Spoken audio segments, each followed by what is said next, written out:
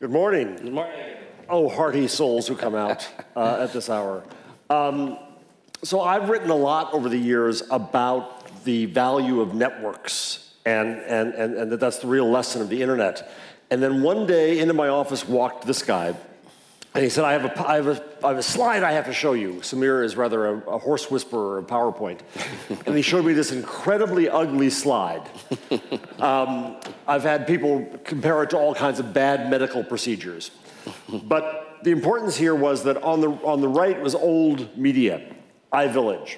On the left was Glam, and this was 2007. Yep. And the power of networks, the power of all these little dots here in health and lifestyle and so on, was that they worked together, and without owning content, Glam grew bigger than the queen of online, iVillage.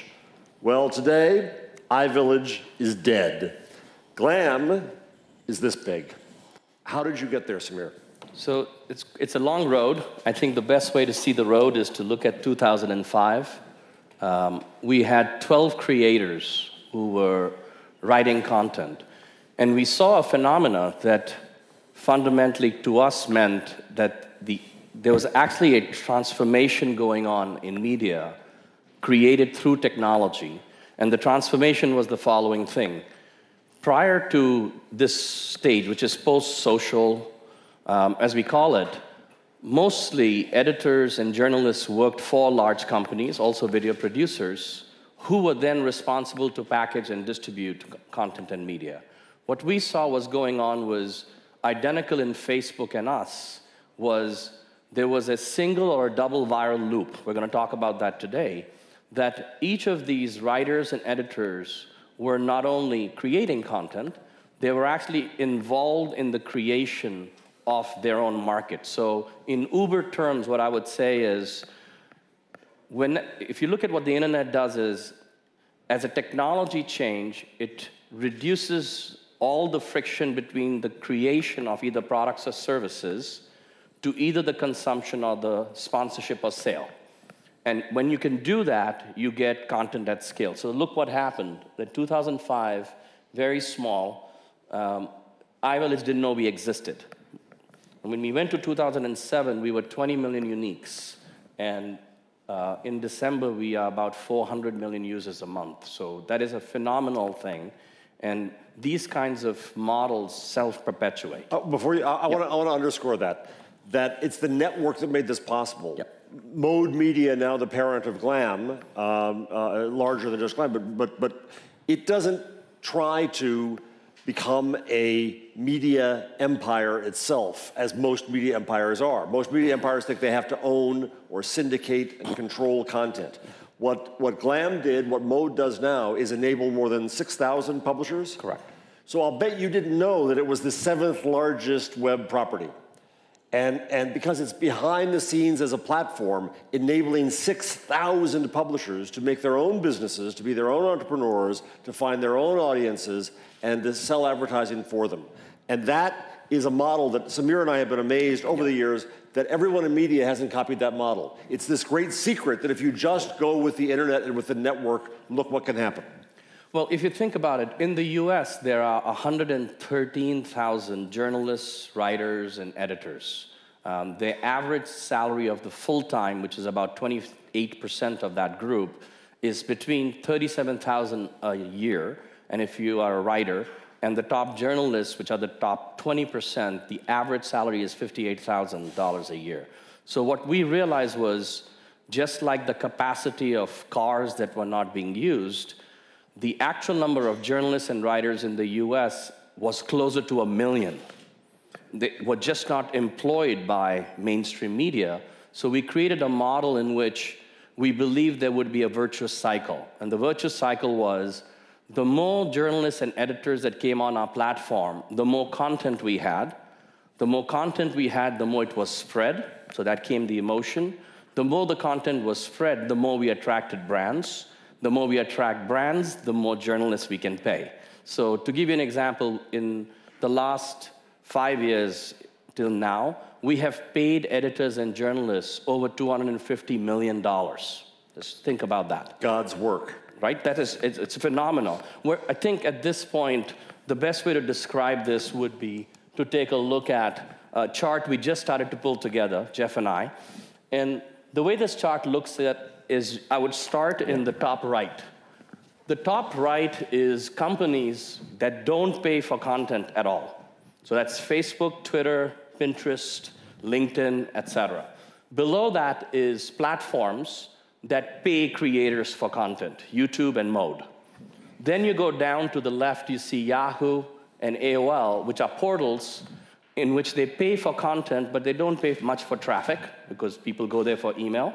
Below that are the big companies like Time, Condé Nast, Hearst, Vox, that pay for both content and traffic, and then come the RTB. So we look at the world in this form. Number one, don't pay for any content or traffic.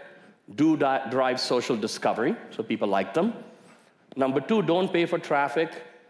The key in number two is we only pay for content that is monetizable. Let me repeat that. We only pay for content that is monetizable. So we never pay an editor to write something that they think or we think will work. We only pay them after it works. This is a phenomenal difference in our business model. The third group pays for content whether it's viewed or not. Yahoo, all the portals. They don't pay much for traffic. So they're arbitraging traffic from homepage. And the group below has to pay for traffic and content by employees, whether it's viewed or not. And the rest are tech firms that help all of us run our businesses. So we'll go to the next slide, if you would. I think this is a fascinating new way to judge media and how the structure of media happens. And Samir came into my world with yet another amazing PowerPoint slide. And over here is where you see good old-time publishers. And that's the way they look at the world, is we have to pay for content, we have to pay for audience, we don't have the network effect, and this is where it is. Now, let it be known that Burda is an investor in Mode. In fact, I take credit for sitting in my office with Marcel Reichert and telling him about the wonders of networks, and you got to meet this guy, Samir Arora. So Burda has been smart enough, just as Dr. Burda walks in, I get to compliment you again, in understanding the value of networks and the value of the net. This structure says you want to drive up there where the people formerly known as the audience become your creators, become your distributors. That's the relationship that you want to have with media. And so this is Samir's ecosystem of media, and I think it's a really important worldview. Yeah, and just to iterate, this has any platform that can power. We are about 8% of all journalists and editors of America are on our platform. Just think about that. At the rate we are growing, we'll have probably 25% of all journalists and editors in the world on our platform, in the world, including China. The reason it works is, let me go back a little, is if you look at the first group like Facebook that doesn't pay anyone for content, that's actually even worse for a publisher or content owner than a Google. Because one small example I will give you is, in 2009, we were just talking about this morning, Facebook had about 9 million uniques for video, and almost 90% was YouTube. Fast forward to last October, YouTube had 56 million users, of which 65% was YouTube video. Facebook decided to turn YouTube autoplay on, you all know that, and also favored their own videos over YouTube. In December, 3 months later, they overtook YouTube in video views, and YouTube, as a portion of Facebook, dropped to 20% of all video. So one thing to watch is everyone in the top group actually today has been a place for discovery of content, but tomorrow will be a place of consumption. So this is absolute competition for all media companies, is my opinion. Now, the phenomenal financial part of if you look at an Uber model, if you look at Airbnb, Mode experiences the same phenomena in the following way. You have supply coming from homes or cars, in our case, editors and journalists. You have brands who want that supply, and consumers who want to consume it. The way it works is, on the left is what we call media margins. The media margin is the net margin after all content and all traffic and distribution costs, whether you're a print company or a TV company. So look at that. Facebook's margins are over 80%, 83%.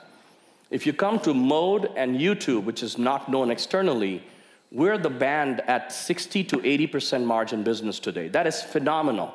When I became CEO of Mode, we were a 12% margin business 8 years ago. We're now in excess of a 70% media margin business with all costs.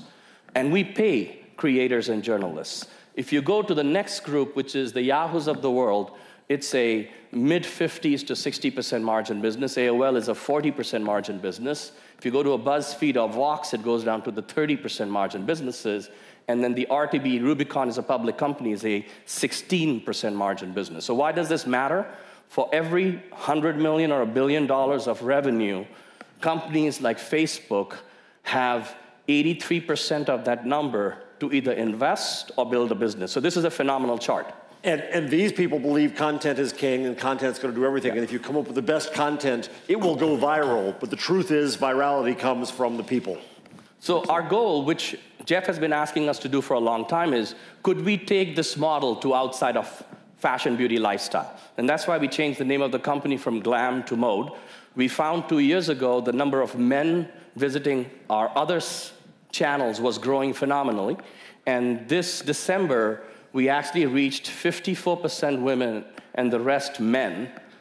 That mix 5 years ago used to be 80% women because of our growth rate. So, you know, the way this works is the following chart, which would be the myth is you need cats to go viral, right? There's 100 companies here who will tell you, you know, if you have cats, dolphins, baby, laughing, something, you go viral. And the reality is at the bottom. Content is spread by influentials. They used to be editor-in-chiefs. They're now online influentials. And the emotion of the content is the creation and also how it spreads, okay? So I think the biggest change that's happened is in 10 years on internet, all the time was spent in email and portals. Today, over 50% of the time is spent in social and feeds. As a result of this, let's see if it picks us up. Nope. Okay, so this is what's happened since 1996 based on ComScore. Google was one of the fastest companies to get to the top 10. These are the top 20 web properties over this period, and you can see the growth of where Google went, Facebook, YouTube, and number 7 today, Mode. And YouTube is not broken out, but YouTube in December for the first time in US became bigger than Facebook. If I was Google, I would make it a separate company. It's a phenomenal success. Do not underestimate that. Mode is in the top 7. You notice all 3 of us started at the same cluster of time. And what we do, which is phenomenal, is we deliver premium ads above the fold. We have 4,000 original content creators, now 500 video studios working for us, in which content we own and pass it along. And most importantly, we can distribute content. So you'll say, how can we distribute content? Remember, if you go to your own Facebook feed, Facebook is now deciding to show more videos on your feed. It's not time-based anymore, correct? Well, last time I checked, that was the equivalent of TV programming. So they're programming feeds. We're doing the same. So the reason is our secret was we took the exclusivity in all in view above the fold advertising, primetime advertising, and content from the beginning.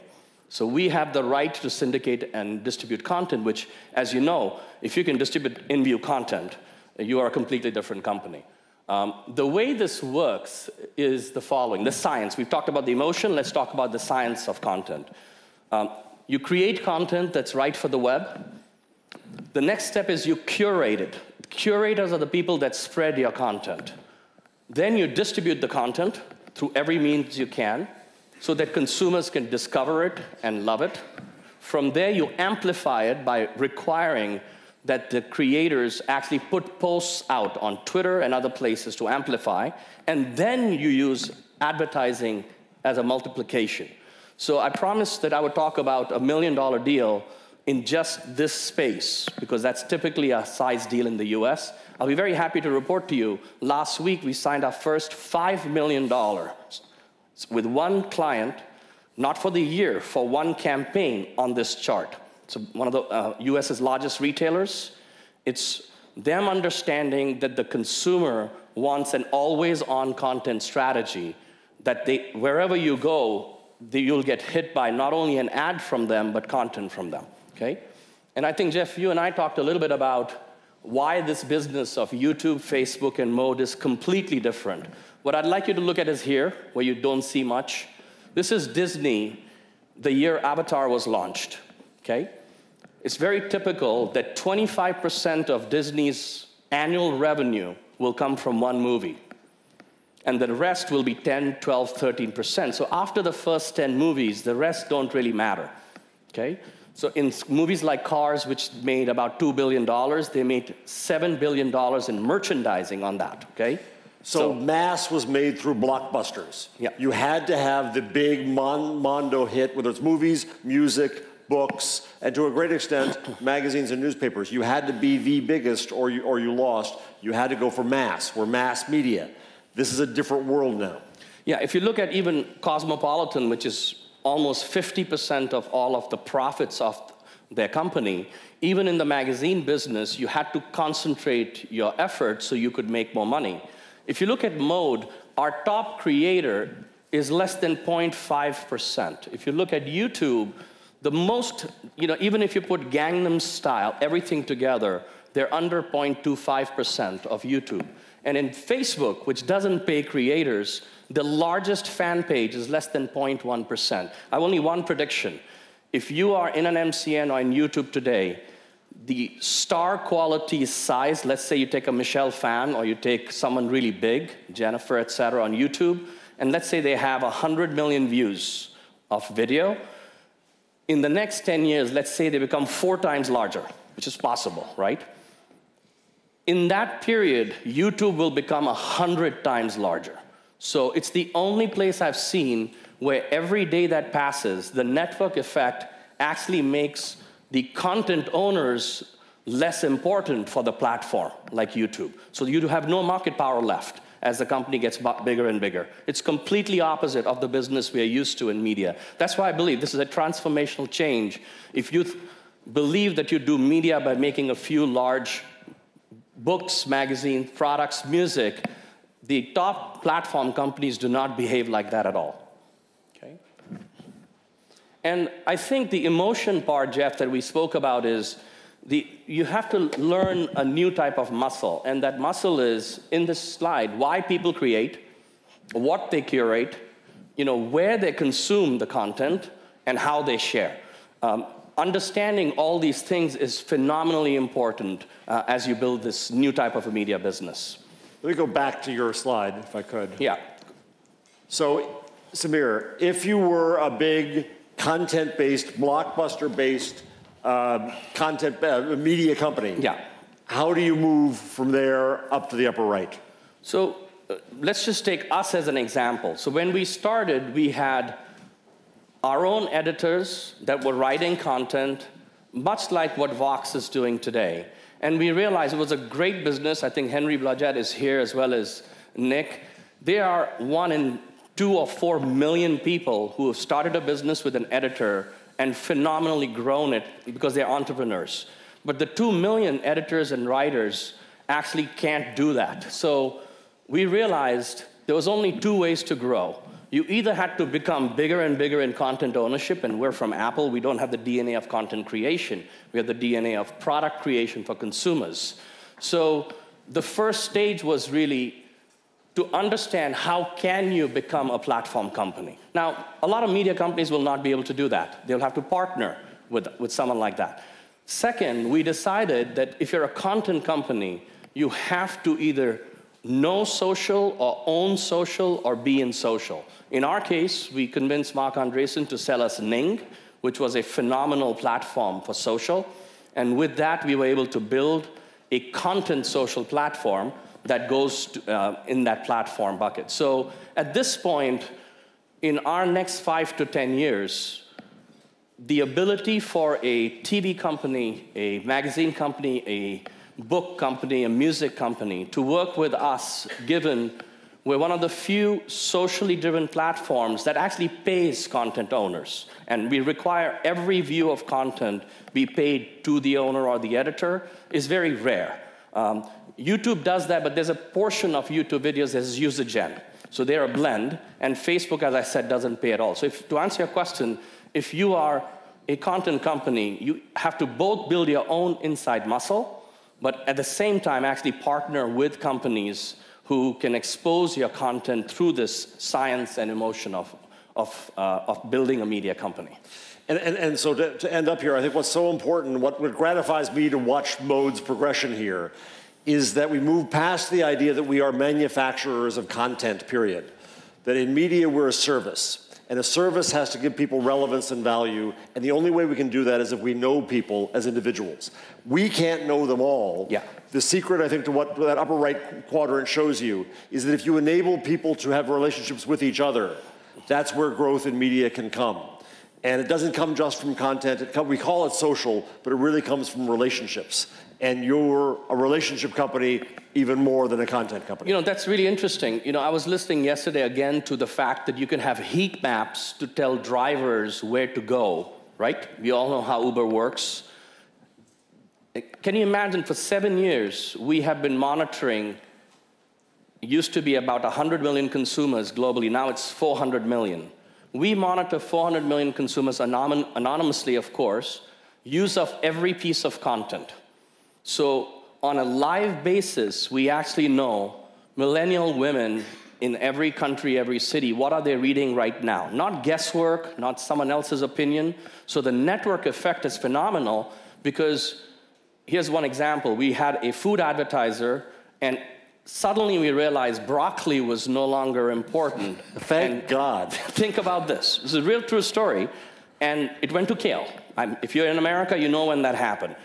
We found out last year suddenly kale was not important. Now, that is a massive food chain of people that it affects. And at our scale, we actually are seeing these things happen. And slowly, we're now programming out into the actual platform of creators, you know, here are the things that you should be writing and creating content about. That is I think, we had no idea about the viral and network effects this business would have that is beginning to have now. I think the second thing I would say is, a lot of people ask us, when Mark Andreessen or Ben say there's a single viral or a double viral loop, what does that mean? That's very important here. A double viral loop is very rare. Ning has it, Facebook has it, but most don't. A single viral loop is if you write content and you tell someone to spread it, it spreads. That's a viral loop. A double viral loop is if you have content, you tell it to someone to spread, and they invite all their influentials to spread it. When that happens, you have a very massive viral effect. And you can see it from the companies on that top right quadrant. So I hope this is really useful. Jeff will have these slides up so you can see them, use them. And we're here, so please come talk to us. We're really delighted to be back at DLD. So I'll leave you with this thought. Media is people. And thank you very much, Samir. Thank you, Jeff. Thank you all. Thank you, everybody.